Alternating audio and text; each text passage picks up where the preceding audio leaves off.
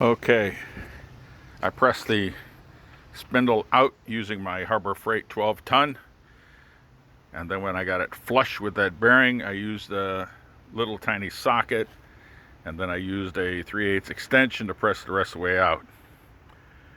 And then I knocked that shim to one side. Now if you got a small shim in there, which the original 38-inch spindles have, then you have to be careful. But the 30-inch on this GX75 has a long spindle.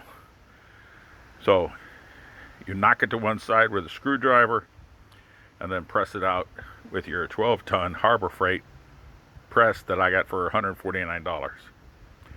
And it's pretty good for, I'm waiting for that hydraulic jack cylinder to go bad. I mean, things go bad with Harbor Freight. You got to get your money out of it.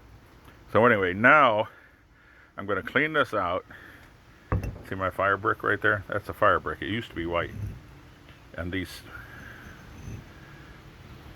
eyelet, there's no eyes on these.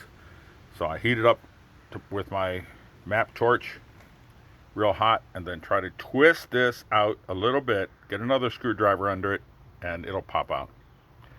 So anyway, don't lose none of this stuff, man. It's too expensive. Even on eBay, it's too expensive.